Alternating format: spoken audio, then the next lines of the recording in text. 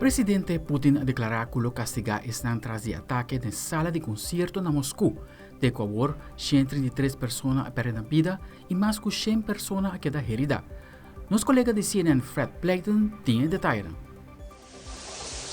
The burned-out shell of the Crocus City Hall just outside Moscow. Even half a day after the attacks, parts of the rubble still smoldering. The local governor surveying the places where gunmen killed so many. 2 here and 3 there, Governor Andrei Vorobyov asks. 3 here, they say. Hundreds of firefighters still on the scene of what Russian President Vladimir Putin called, quote, a bloody and barbaric attack. His security services on high alert. In all regions of the country, additional anti-terrorist and anti-sabotage measures have been introduced. The main thing now is to prevent those who are behind this bloodbath from committing a new crime. It was Friday evening when the attackers went on their rampage, firing at people point blank, eyewitnesses say, killing men, women, and children, then setting the concert hall ablaze. Friends and family standing by, hoping for news of their loved ones, authorities searching for the many still missing. I don't know what to do, this man says, desperate for news of his wife. I feel completely hopeless. Moscow's hospitals flooded with dozens of injured. Russian authorities say the death toll will likely continue to rise. Thank you in advance for your patience. The U.S. said it had warned Moscow about the threat of a terror attack, and ISIS has claimed responsibility. But Russian authorities seem intent on blaming someone else. After several arrests overnight, the Kremlin pointing the finger at Kyiv. All 4 direct perpetrators of the terrorist attack, all those who shot and killed people, were found and detained. They tried to hide and move towards Ukraine, where, according to preliminary data, a window was prepared for them on the Ukrainian side to cross the state border. Ukraine denies the allegations, Kyiv saying they had nothing to do with the attack.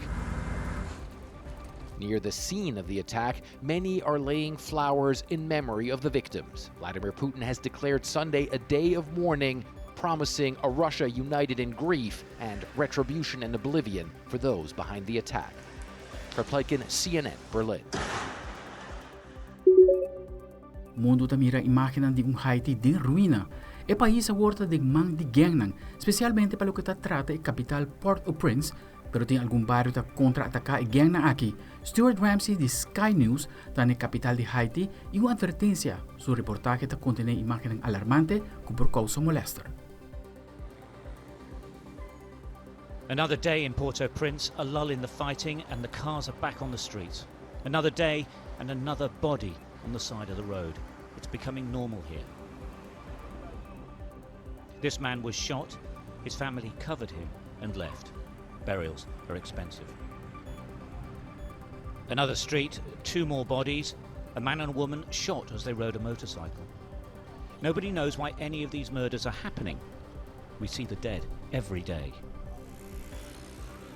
This city is burning and there seems to be no end, no solution, perhaps even no hope. Neighbourhood after neighbourhood is barricaded off. Some are gang territories, some are communities trying to protect themselves. Absolutely nowhere feels safe. Through the barricades, we were given permission to enter a place called Salino. This community of about 10,000 people has been attacked by 2 separate gangs for a year. They want to take it over. At least 80% of Port-au-Prince has fallen to the gangs, but not here. That's because Salino is protected by armed vigilantes and off-duty policemen who live here and fight together. Every day, this is a struggle to survive. They are surrounded. The armed defenders of Salino, the men who do the fighting, did not want to be identified. Guided by a policeman, we were taken to the various barricades that protect Salino. On the other side is gang territory. It really is that close. So one gang here, barbecue here, and another one here? Or? That's all barbecue. Belle. Belle, after Belle, Cachette du Fait. Cachette du Fait, et puis Iso, Village de Dieu.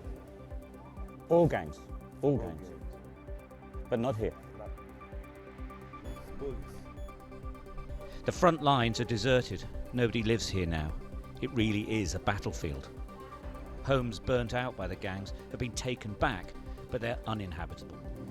This place is in a constant battle with gangs who want to take control of it. If they do, if the vigilantes and the police fail to keep a hold of it, then pretty much the whole of Port-au-Prince will belong to the gangs. The atmosphere is really different to other places.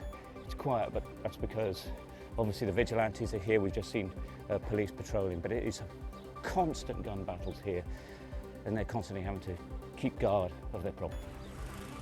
Inside, the community looks pretty much like anywhere else in Port-au-Prince. But keeping it like this isn't easy. The regular attacks kill men on both sides. It's a turf war, and the vigilantes are holding on. They believe they will win, or rather, they hope they will. Ce sont les citoyens du quartier accompagnés de la police nationale en général. It's us citizens along with the police officers who are controlling this area. Without them, we wouldn't have what you see here in Salino. And we continue to fight tooth and nail, night and day, to protect the area. We have families who have left the area, but those who remain give their heart and soul for the freedom of the neighbourhood and the freedom of this country. When the roads of Port-au-Prince go quiet, you know it's dangerous. This is the main road to the International Airport. It's the only place guarded by the military, but it's completely closed. The overwhelming sense you get is of a capital city not only cut off from the rest of the country, but cut off from the rest of the world. It's a siege from within, and everyone is a prisoner. Stuart Ramsey, Sky News, Port-au-Prince. E a Assembleia General de Nacionnan Uni a aprovar unanimemente a primeira resolução para regular a inteligência artificial do mundo. A medida aqui está para garantizar que a tecnologia nova aqui também beneficia toda a nação, mas também mostrar uma tecnologia que está segura e justa para toda a gente. A resolução está estimular países para proteger direitos humanos, proteger dados personal e está supervisar o risco de inteligência artificial.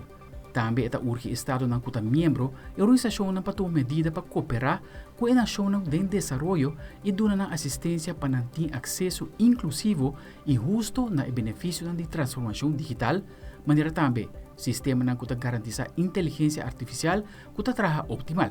A resolução aqui é o último de uma série de iniciativas do governo no mundo para regular o desenvolvimento de inteligência artificial. Sin embargo, tem preocupação com o aeroporto usar para tornar o processo democrático a causa da perda drástica de trabalho. A medida agora propõe para a América e co-patrocinar para a China e 122 outros países. Aldric Werleman, Telenoticia.